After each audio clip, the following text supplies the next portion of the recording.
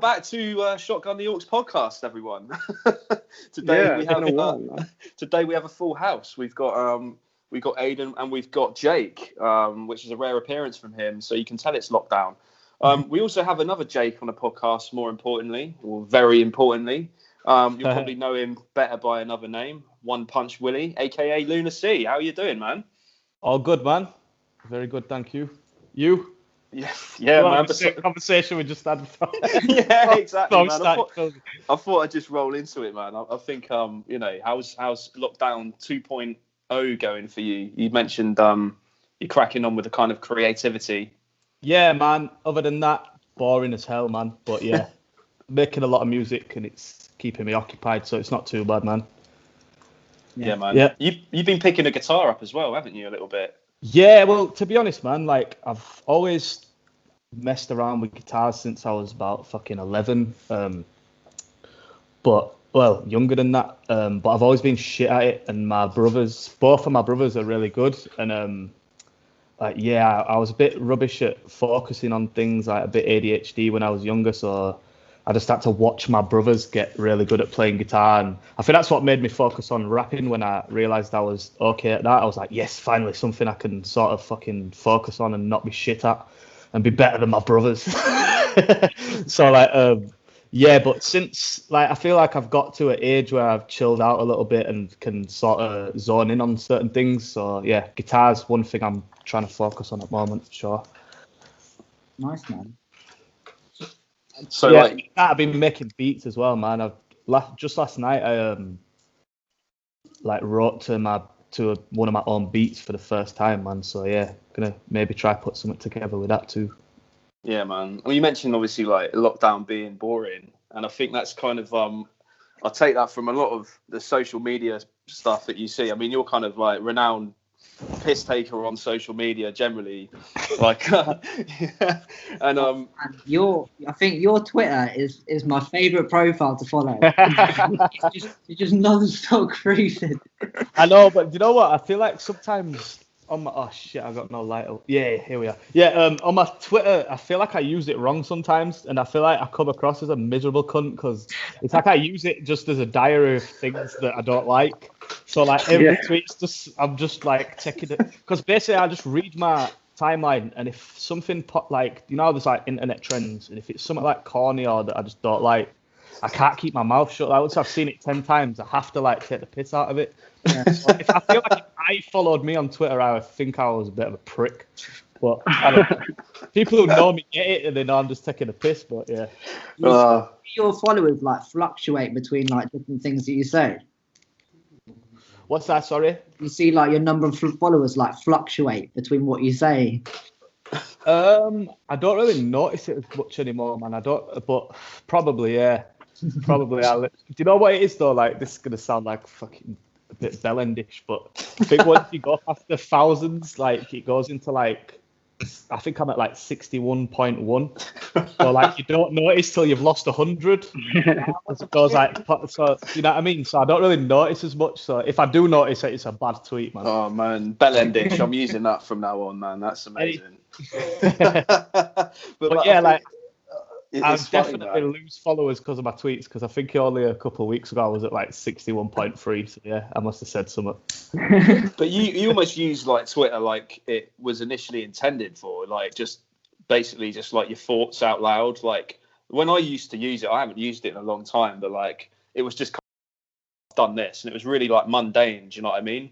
Before it became like a tool for like, you know, like for politics and all this kind of stuff, and everyone kind of like throwing their opinion out there. Before that, it was like, just sometimes like funnier. Yeah, it was, man. And that's the thing. I think I jumped on Twitter in like 2009, man, which is fucking 11 years ago. So it's mad that I've just been sat on it, and I've been on it like every day as well. I can't even lie. Like I'll have a tweet from every day in the last 11 years. Which, when you look at it and look at your number of tweets, it's fucking embarrassing. It's just mate, that thing that you did a little while ago killed me though. Where you're a verified artist on there, and then you like changed your like profile picture and that to like Eminem. Yeah, I did an Eminem and Drake beat on the timeline. I just did a whole day of ranting about Drake as Eminem, and then did the next day replying as Drake. But it's mad how many people, if you just change your name, if you're verified, you just change your profile picture and your name to Eminem in capital letters. People don't even check your at. They're just like, oh my fucking god! Like people with fucking, is there some like massive Twitter page called Prison Planet who just, what's this Prison Planet? I think they do like weird conspiracy videos on YouTube and shit. They've got a mad following, and even they retweeted it. That they fully fell for it. Fuck knows. You recently dropped the project Pink Lagoon with producer Hashfinger, and that was on your own label, Sound Records. So what was the creative process behind this, man? Because you guys have got, it's definitely got some chemistry there. Yeah, man. Like I've been mates with Hashfinger. Like he's one of my best friends for fucking years, man. So yeah, we work quite well together just because of that, I think, and we've done fuckloads of projects. Not like most of my shit is produced by Hashfinger, to be honest, man. But with this project, it was just like we wanted to find a way to make it a Lunar C and Hashfinger project rather than a Lunar C produced by Hashfinger project. And we thought like best way to do that is like have him playing like all the fucking instruments and heavily focus it on that and just not going in the same direction of me just rapping on his beats, like more us building it together, sitting in the studio. And there's no fucking samples on it. There's none of that shit. It's like, I don't think there's any synths on there. I think it's all just instruments. Nah, that's bullshit. There's definitely some synths on there, but it's all played by Hashfinger. And and that was we tried to keep the synths a bit more minimal as well, because we wanted that like sort of one-man band feel to it, do you know what I mean? So, and he's fucking sick on everything. He's one of those guys, like, if you make music and you're around him, it's like you end up hating him because it's annoying. It's annoying to watch, do you know what I mean? So I wanted that to come out on this project, and I think it has, man. Is he Bradford based as well? Yeah, man. Both of us always lived in Bradford, both of us, man. Yeah. Nice one, man. Because I mean, like, the beats on the thing are cold, man, as usual, and it's definitely got that kind of more like cinematic Jake's quality to it. Do you know what I mean? It's Jake got bored, man. He doesn't like Pink Lagoon. It's fine, man. Jake's often absent from the podcast anyway, man. Do you know what I mean? As I was saying, you can tell it's locked down. He's Nigel Farage. It's like, mate, I found him. Can you imagine if Nigel Farage just dialed back on the call and he was just like, just trying to dial him in? Didn't work. If anyone's still listening to this, they won't understand that reference because it's been edited out, obviously. But I was just thinking that I'm not even going to drink. I'm just letting this move on. I'll note down all the times that we'll cut out. So yeah, man. So you so Pink Lagoon with Hashfinger. You've recorded some videos as well. So Ease Up is out now. Was that filmed like in and around Bradford, I guess, kind of during lockdown? That's all in Bradford, man. It looks gorgeous, doesn't it? It does. It looks beautiful, man. I don't know why it looks so nice. It's weird. I watched the video back. I was like, wow, Bradford was nice mid-lockdown, man. Working for the tourist boards. Yeah. Someone. That's what I mean, man. Someone should pay me. Some Bradford, definitely. I should be at the Telegraph. But speaking of like quarantine videos, obviously your album Very Important dropped last year, which is weird because it came out in November of 2019. But it feels like yesterday because I mean this year is like simultaneously like dragged and flown by. Do you know what I mean? It's a weird kind of sensation because 2020 is a weird one. So it doesn't actually seem that long ago that Very Important dropped. And wowzers, the video, you put that out a few months ago, I think, maybe the beginning of lockdown, like middle of lockdown. I can't remember exactly when. And you adopted like a like it reminded me of that video from like the early 2000s by that band Feeder. Where like everyone's just kind of like sending snippets of themselves like singing and all of that kind of stuff. So it's a similar concept, man. I really rated it. Yeah, I wanted to do. Thank you, by the way. I'm glad you like it. But yeah, I wanted to do a mad video for the Wowzers, man. So at the beginning of lockdown, I was fucking gutted, to be honest, bro, because I had plans to like. Me and my guy who makes most of my videos with me had like some sick plans for it, but obviously with lockdown, it was just not possible. So Yeah, with the video, obviously getting people to send clips in, I just thought, do you know what it is? I thought of it and I was like, nah, that's too obvious. Everybody's going to be doing that. And everybody did end up doing that, but I was like, yeah, but if nobody's done it yet, I should just do it fast, you know what I mean? And I was trying to look to see if anybody had done it before me, and I couldn't find. There might be one, I wouldn't be surprised, but like after I did it, fucking loads of people did that, man. So I'm glad I did it when I did. Yeah, man, definitely. Before the kind of it's a weird one with lockdown, isn't it? Like a lot of a lot of celebrities just didn't really know what to do with themselves. So it was just like initially it was just like an influx of look at me, look what I'm fucking doing, and then it's just kind of died down a bit now. Yeah, it's mad because we made Pink Lagoon just before lockdown. I recorded all my vocals and we made all like the bones of the project during that. We just finished it up mix wise and a few finishing touches during lockdown. It just took a long time because we were both doing other things. But during lockdown, literally within, I think, the first couple of weeks, I made half my album that I'm about to drop.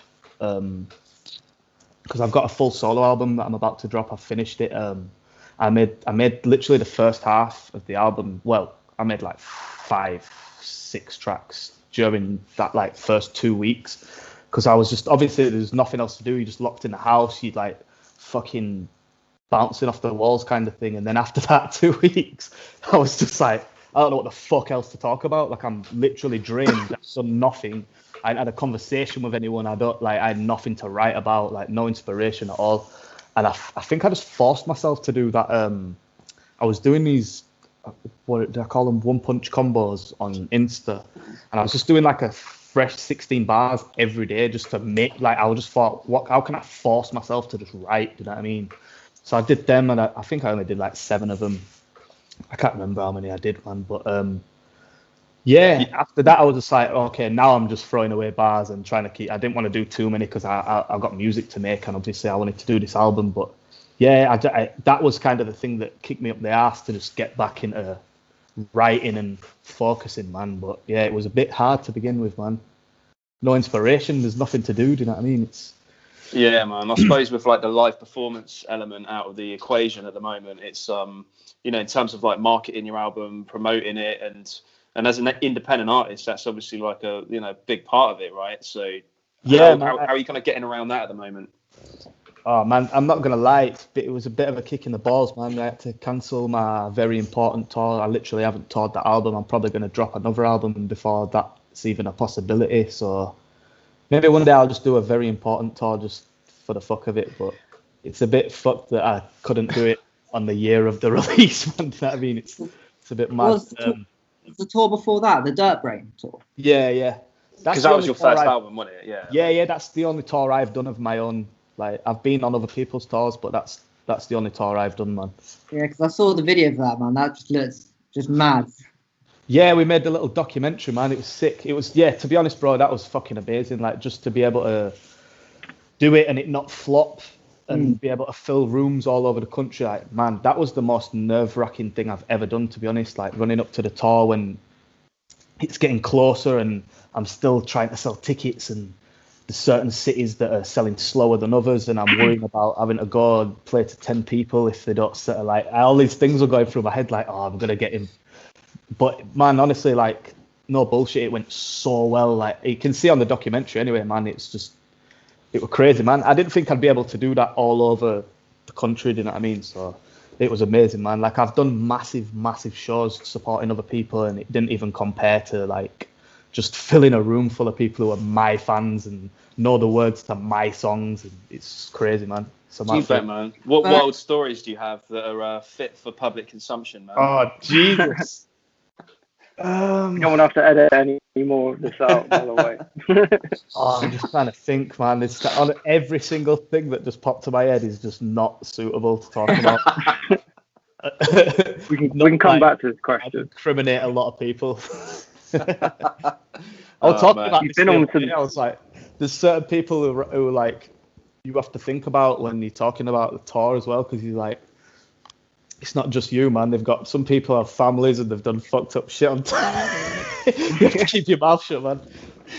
Yeah, soon, man. Soon. Like, I've done podcasts where like my mate, my DJ Heritage, and I've just gone on a pot where he's not there, and I've just like literally just told Besh, and I've come up, it's like, why would what ended up talking about that? I was just like, oh fuck those. But yeah, I've got to start thinking about other people's reputation as well as my own. Just throw them all under the bus, man. No, I'm joking. Yeah. But I mean, it's weird because we don't want to gloss over Very Important because it was a hard album, and as I said, like it's almost kind of been. I don't want to kind of overlook it because of this year. It boasts some like really like good features. You got like Juggernaut on there, Jests, like staples in the scene like that. And so like, what's the significance of the album title? Because my take is that, you know, like you're a funny guy. You don't really take things too seriously, or as it would seem. Yeah, man. Is that kind of? Yeah, it was. Yeah, that's kind of pretty much what it is, man. Like I with that album, with Dirt Brain, I had like a situation before that when I made Jake, which is a mixtape I did before my first album, Dirt Brain, and it took me a while to get into a position where I could release music myself independently, and till I felt like I was even ready to make an album. So it took a long time, man. So by the time I got to make Dirt Brain, I had so much pressure, like mainly from myself, to do something that I was gonna be happy with. Do you know what I mean? And I just put I made like probably like 40 odd tracks, or like at least like maybe not all finished, but like 40 odd ideas for tunes where I'd recorded on different beats and I honestly like cut it down to what I thought were the strongest tunes and really like did it the hard way, man. Sat with it, listened to it in as many different places I could, lived with it, all sorts of stuff, made sure I like covered all grounds with it and did everything I wanted it to be as an album. So when it got to Very Important, I was like, I can't really be bothered doing that again, to be honest. Like it's just a lot. Like if I do that again, it's just gonna take a long time. But at the same time, because I've done Dirt Brain, I made it Very Important like it was a mixtape, to be honest. I was going to Jest's yard and like picking beats and listening to tunes and just sort of building it. And I think like the third session, I just went there and was like, oh, let's count the tunes, man. And the fucking album was done. I was like, oh, and like this is the thing. I was like, this is like a mixtape, man. But as we're listening to it, it was like, nah, man, it feels like a fucking album. Like, why sell it short, especially in like 2020? Like, fucking, it's an album. You know what I mean? If it's not good enough to be an album, then work on it for longer. But we felt like it was, so it was just a completely different process to Dirt Brain. So when you talk about like the title and the fucking stupid cover and just the whole approach to the album and the fact that it don't have as many introspective songs or whatever, and it's just a different feel, like that's just cause that's what mode I was in. I was like, fuck it, I'm just going to do something really braggadocious and fun. And that's just, yeah, man. I feel like every time I make a project afterwards, I want to do the complete opposite with the next one. It turned out good, man. What was the first album you got pressed to vinyl? Dirt Brain, man. Because you've just reissued it, haven't you, as well? Got it repressed. Yeah, man. Yeah. So it looks good, man. Looks good. Thank you. Where can people find that? Do you know what? They actually sold out, but I've got a few more that I'm gonna put on my website, which I might actually change the domain for very soon, which is kind of awkward because I lost my domain and I need to get another one. I think it's called Lunar C things.bigcartel.com right now, or .co.uk. I don't know. There'll be a link on one of my social media sites. Go there, or DM me and I'll just send you a link. But, Sick, yeah. Man. Have you also got a clothing line as well that you're running? Yeah, man. Borscht. We've had Borscht since fucking. Man, did it start Borscht in 2012? I think it was like 2012, man. Been doing it since then, yeah. Yeah, and is it you that runs it, or? Me and my boy, Heritage. I started it with a guy called Lee Harris, who's one of my boys, but he moves all over the world and does other stuff now, so I just run it with Heritage now. Yeah. Nice one, man. So I mean, like, I don't really know too much about it, but I hear that you used to be like all right at battle rap back in the day.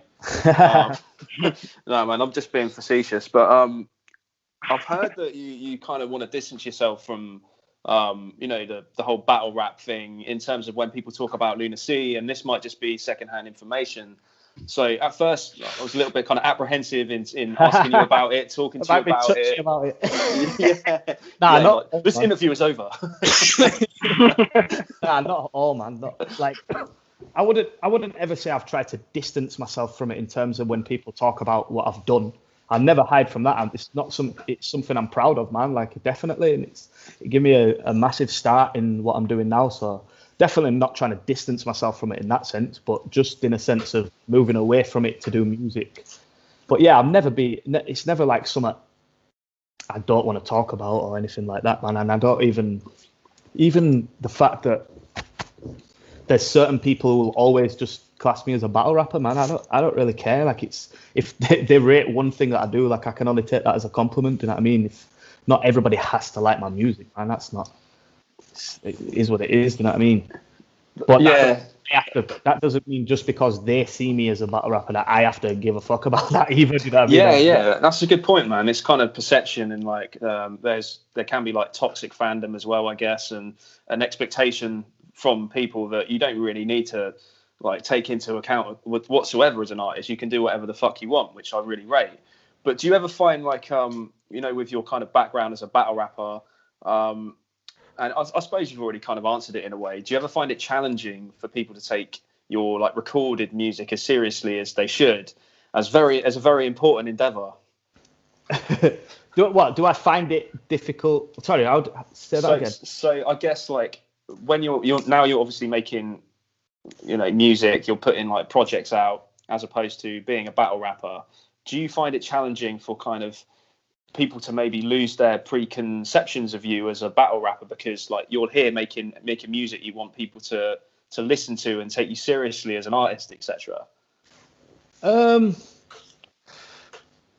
mean, it's been a while, man. It's been a long time. So like I said, there's always going to be people who only see me as that. And I think the only thing that sort of changed is that I'm just comfortable with that now. I think there probably was a time like just after I stopped and because there was a point where I'm like, just after I'm battling, I'm fucking doing Fire in the Booths. I'm on at the time when SBTV was the biggest thing on YouTube. I was on that. Yeah. I was fucking doing mixtapes and doing shows, like things that no battle rapper was doing.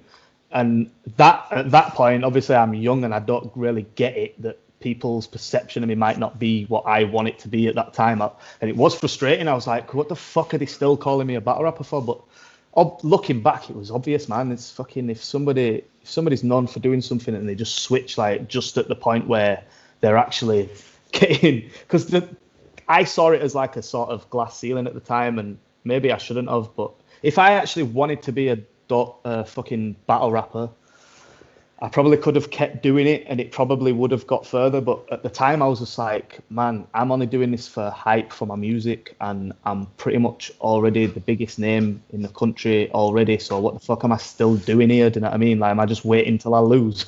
I might as well just fuck off before I lose. Do you know what I mean? So I was just like, this is silly to just hang around and get stuck in it. Man. Bowed out grace. A lot of people, it's going to be like the way into your music, isn't it? Like, awesome. For me, especially, like, you're Fire in the Booth. I remember over the JD public service announcement beat, and all of that kind of stuff was my way into your music now. And now I'll be, you know, bumping your albums and that. But yeah, for a lot of people, it's that introduction to, and then you'll just lead on to the fan base that you get, isn't it? For sure, man, definitely. As you said, you know, you kind of bowed out graciously. You've done it. You've completed it. Do you still kind of like keep an eye on battle rap? Do you still watch it, or is it something that you just kind of think, you know, it's done now? Like very recently, like during lockdown, I haven't much. There's a few that I need to check. I go through little phases now and again, man, where I proper get back into it. Where I'll just like watch loads of URL shit or whoever's like sick in the UK at the time. Like Kinnell's battles are sick. Yeah, it depends. Like I'll check for shit if it pops up on my timeline and it's someone who I rate, man. But I'm not as obsessive as I used to be when, like, before I battled. I used to watch it every day, man. I was completely obsessed with it because I didn't want to say anything that anyone had said. So I was like, I need to fucking watch every battle, no matter how shit it is, because I don't want to ever say anything that someone said. But yeah, it's funny, man. Like the good thing about battle rap is though, like from just a rapper's point of view, you do get a lot of inspiration from just how technical. I hate to use that word, but like just how sort of more bar heavy they are than rappers who make music. Like, because you don't really get that often with music, so it's good to just listen to a battle now and again and listen to fucking 20 sick punchlines in a row and like, yes, people actually rap. Yeah. You know what I mean? Definitely, Is it just UK you follow or any of like US? Now, like I say, man, I watch URL battles now and again, man. They're entertaining. They're sick. It's just Nice, a very man. different, like from when it was grind time and it was all kind of funnier and not as gangster, but like still, like, I love that shit though. Grind time was Yeah. Like, it's changed now where it's because everything's sort of that URL style, which I used to fucking not really like. Well, during the grind time sort of shit, I wasn't really into the URL stuff, but now I think I like it a lot, man. I like fucking what's his name, Goods. Oh yeah, He's sick. yeah, man, he is. Like in terms of like how you like first got into rapping and then kind of into battle rapping, because it takes someone with a lot of like obviously there's a lot of like pre-written stuff with battle rapping, but there's also a lot of like kind of thinking on your feet, and you got to be quite real quick with it, which you've demonstrated over like a real good, successful career. But like, were you into like stand-up comedy as well? Because when I see like battle rap, I'm kind of like, it's very like akin to like stand-up comedy in a lot of ways. Do you know what I mean? There's like a performative quality to it as well. So what got you into it, man?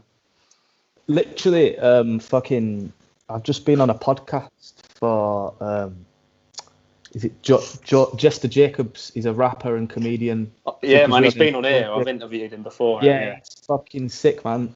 He just funny guy. Yeah, sure, man. He just did something on BBC where he spoke to me and a few other rappers about like the link between hip hop and comedy.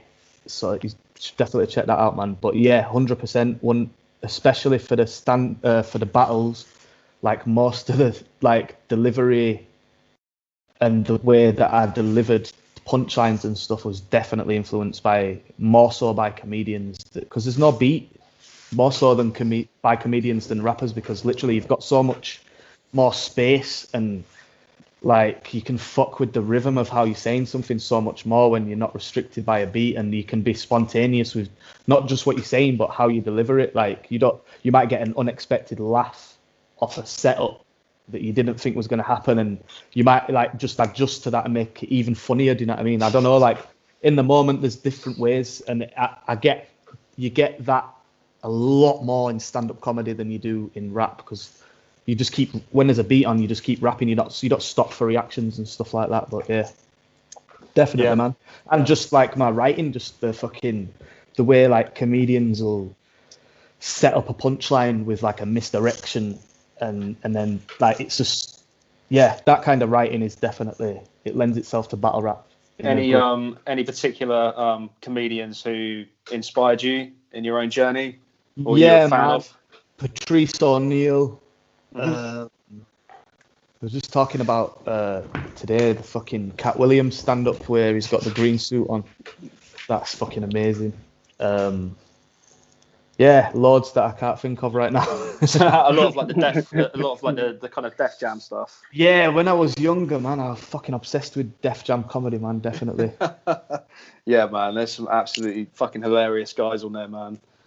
Yeah, all the old Bernie Mac sets and shit. Bernie Mac, yeah, you don't understand, man. Oh, mate, absolutely amazing. R.I.P. Bernie Mac. It's just his facial expressions as well, man. Do you know what I mean? Yeah, it's his conviction, like, I was scared of you motherfuckers. Because that's the thing, like, at that time, it would have been so intimidating to, like, stand on that stage and, like, in that sort of era of Def Jam comedy, I think people used to, like, crumble and think that standing on stage and be like, I'm scared of you motherfuckers. That's why people liked him, they just didn't give a fuck, man. And I think that, like, that's another thing.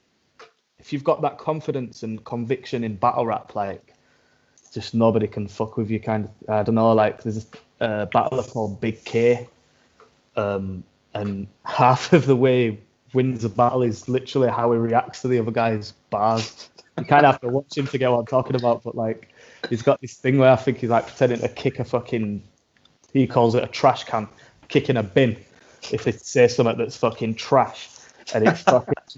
You're watching it though, and you're like, yeah, that'll make you think of good bars shit just from him doing that. So like, yeah, man. Man, it's just kind of almost manipulating the reaction of the audience and that kind of stuff. Yeah. That's clever, man. That's clever. I think as well as bars though, like, I mean, you've kind of tapped into it already. It's personality, isn't it? That people buy into.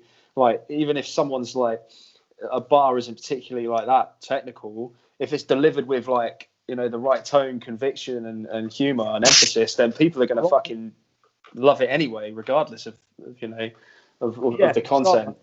Because you hear some, and it's just like, yeah, okay, what you're saying is technically good, but like, you're just a bit of a fucking wet lettuce with it. Exactly, man. So when Daylight did that "I'm a little teapot" thing, and everyone went crazy. Certain people, certain battle rappers stood on stage and said, "I'm a little teapot." He won't get a reaction. Not that reaction anyway. That's so British as well, though. Do you know what I mean? That's like a good thing about Don't Flop, like those years and all of that kind of stuff. So like quintessentially like British, even though like the battle rap medium like from the US is awesome, but there's something so kind of like fucking cool and regional about someone going on the stage and fucking reciting "I'm a little teapot," for example. Like, yeah, who's going to get that? Do you know what I mean? Yeah, I think that was Daylight though. It was American, but I get you what you're saying, definitely. And I think that when I was battling, and definitely O'Shea and battlers like him are a perfect example of that, man, because they kind of transcend battle rap as well. Like, you could show an O'Shea battle to anyone, whether they like rap or not, and they'll probably find it funny. Do you know what I mean? Like, because he's just a funny British person and he ain't pretending to be anything else. Where there's a lot of battle rappers who are fucking amazing, but they're and the thing is, I'm a battle geek, so I don't really mind them being heavily influenced by the American shit, and I kind of see what they're doing. I wouldn't do that myself, but I don't hate them for it, man. Like, obviously they're fucking influenced by fucking Hitman Holler or whatever, so they rap in a certain way, but I think a lot of people who aren't into it just see that and they're like, man, who's this Americanized div? But then they see O'Shea and it's like, yeah, I like this guy. He's funny. Do you know what I mean? I don't know. I always watched O'Shea and I was like, man, I want to have that kind of impact where any cunt on the estate that I grew up on could watch it and think it's sick and quote things from it and find it funny and all that shit. Because I don't want to just appeal to battle geeks, you know what I mean? I would have been just getting 2,000 views on Dot Flop forever if that's what I tried to do. Do you know what I mean? That's all. I don't know. Oh man, I mean, like, your social media antics, man. Like, we've talked about a little bit, but like, prepping for the podcast, I did like a cursory scroll down your like Instagram feed, man, and like I went down a rabbit hole. Like, it was so joking. I was just like, what the fuck? And there was that that video of that preacher guy with like the gospel choir, and I had it on loop for what felt like a fucking eternity. But I was just he died last week, man. Oh shit, I feel bad. He's called but. Rest in peace, Rance Allen. Do you know what, man? That clip is fucking hilarious, yeah. But watch the whole video because the song's amazing. But that you won't laugh at the whole video till it gets to that clip, which is fucking ridiculous. But yeah, watch the whole video, man. It's good. Oh man, and like your skill series of videos were like the karate dojo, which was random as fuck, and then that guy. It's like an Asian guy who's like dancing around, kind of like flash dance style, and you were like, I want this guy to direct all of my music videos. Yeah. He's sick. Yeah, I forget his name. I follow him on Instagram, but yeah, he's funny as fuck. I forget his name. Oh man, so like, what are you basically like? Besides promoting like Pink Lagoon right now, you said you've got kind of another album in the pipeline as well. Are you kind of waiting for the right time to drop that? Is it still very much in progress? Yeah, to be honest, man, at the point it's at right now, I'm waiting on like a couple features, and we're still sort of just mixing it and messing with it. But like all my fucking bars are recorded, the beats are there. I know what it's called. So yeah, just gonna start like that's where I'm at with it. To be honest, I'm gonna Fair one, man. make the I've got the artwork in mind. Gonna shoot some videos. It's got to be done, man. Are you quite Lagoon's selective? just dropped, so I'm not like. Yeah, don't want to. No, I'm trying to, because I'm already making my next shit. So after the next album, so I want it to move fast, because that's one thing I don't think I've done in like because it took me a long time to even drop an album, and I've been like dropping like maybe one project a year and stuff. So I want to get to the point where I want to see if I can do a lot more than that. So, and my work rate is but to be honest with you, my work rate's never been a problem. It's just how good I am at actually releasing stuff, because like, it's a fucking pain in the ass, man. And like, there's so many things that you have to think about that you just don't even consider till the problems in your face. Like, I don't know, man. For example, you'll find out that a beat's got a sample on it and you didn't know till you was just about to release it, or like, I don't know. There's so many things, man, that can just go wrong and prolong things. And to be honest, I've only just got to the point where I've sort of figured it out, which is why I started the label, because I've now got my distribution set up and I've got a lot more resources, and now I know how to release music. So and to be honest, with Sound Records, I was just like, I need to just put my releases under a name, and that was initially all I was thinking of. But since then, a couple of people who are around me who I think are sick want to work, so I might put out a few more projects of other people's very soon. But yeah, nice one, man. Are you like quite selective when it comes to like features on your projects and stuff? Obviously, you got some good names on there. Are you a fan of like UK hip hop generally? Yeah, man. I'm selective, like to the point where I don't want nobody shit on my music. Yeah. But but like, just to make you look better.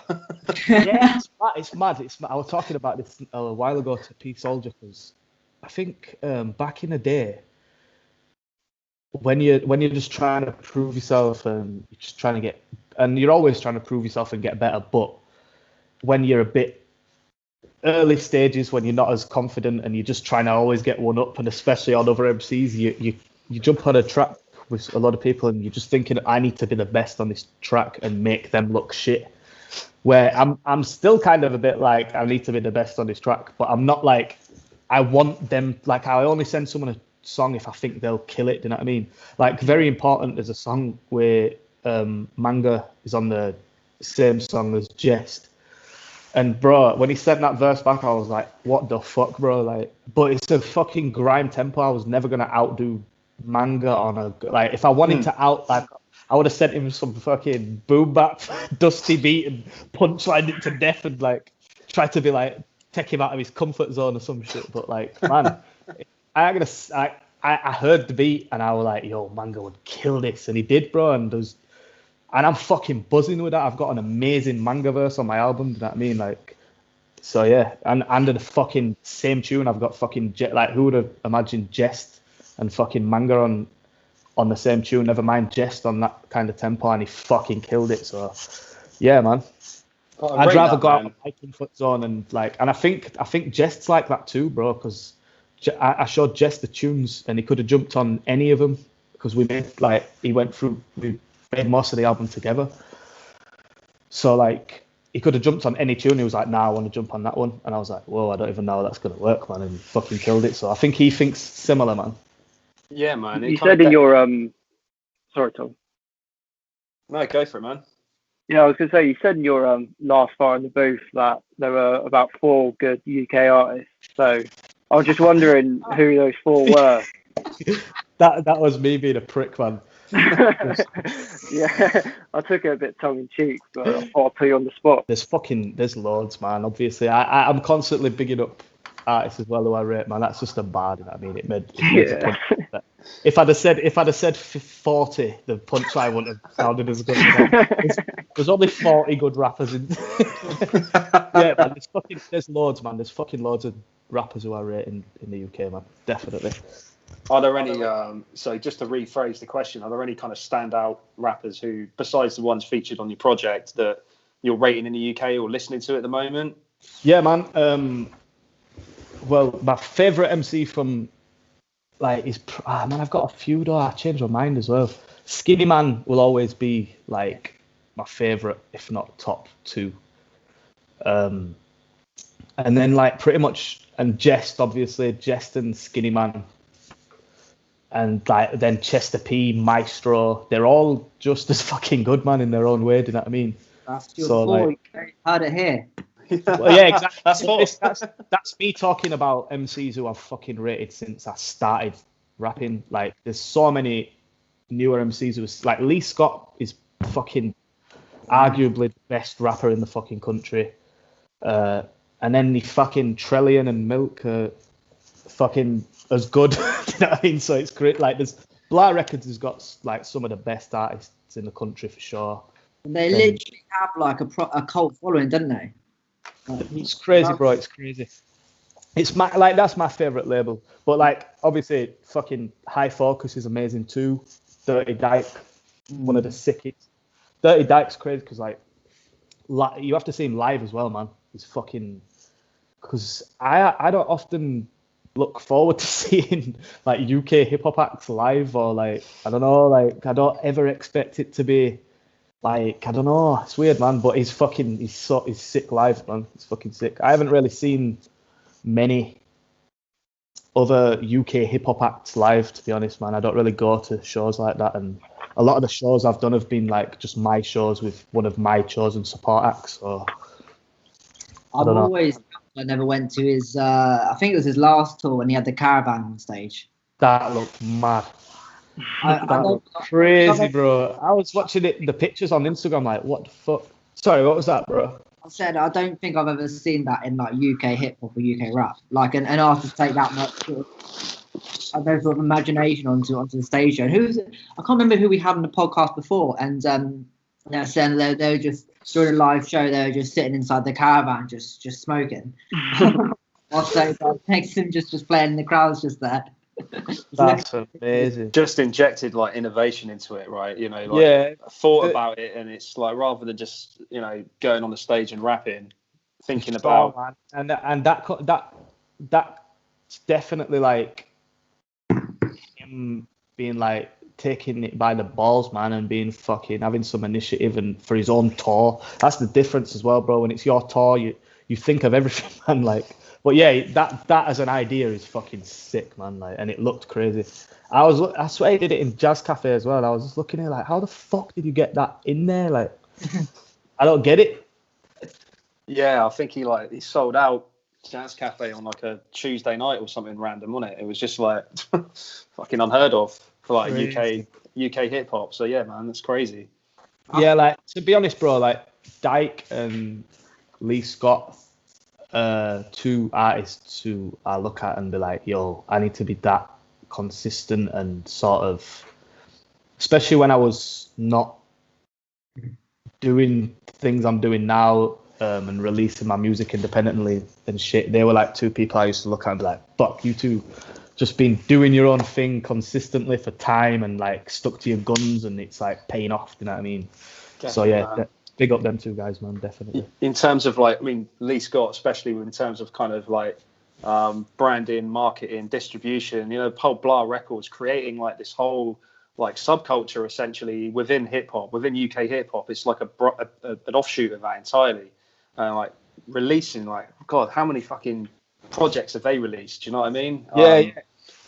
Yeah, man, and never giving a fuck about trying to be on radio or some cunt's YouTube channel or all them things, man, that I actually did try to do when I stopped battling because it was just at my door, like, oh, you could do all these things. I was like, oh yeah, and I don't regret doing it, and there's sick things to do, and I do another Fire in the Booth tomorrow, man. I love that shit. There's certain things that I feel blessed to have been able to do, but at the same time, just having that, knowing what you're actually aiming for, and that's having a fucking fan base who support all your shit, no matter because you've promoted it, because you've put it out, do you know what I mean? And you don't have to, your career doesn't depend on some other fucking media outlet or whatever, man. Do you know what I mean? Like that's kind of the change I've made over the last fucking 4 years, man. Just moving towards that. Yeah, man, makes sense. I think it's just like, I suppose, in quite like an oversaturated, not an oversaturated scene, because in the grand scheme of music, UK hip hop's minuscule. Do you know what I mean? Really, but it's common for a lot of UK rappers I've spoken to. You don't actually like fuck with the UK music. Do you know what I mean? Like they're in it, but they don't listen to it. So there's a lot of it shit. But to be fair, bro, everything's shit. Like a lot, like 90. This is the mad thing about being. You have to really. The thing is though, that doesn't mean that you're fucking negative about it. Like how much have you got to love something to know that 99% of it is dog shit, but you still love it more than anything? Do you know what I mean? Like that's not to get me. I hear you, man. If I check the latest hip hop album out right now on Spotify, it's probably going to be fucking dog shit. But I still love hip hop more than anything, and it's when you do find the good albums and the good songs, it's so worth it that I'll go through that waste of time just to find that shit. Do you know what I mean? Oh, 100%, man, 100%. So like before we wrap things up, Lunar C, obviously the new project's out now. Where can people find it? Is that sold out yet? What sold out on what? Pink Lagoon is out on It's I don't know what the fuck I'm talking about. Pink Lagoon.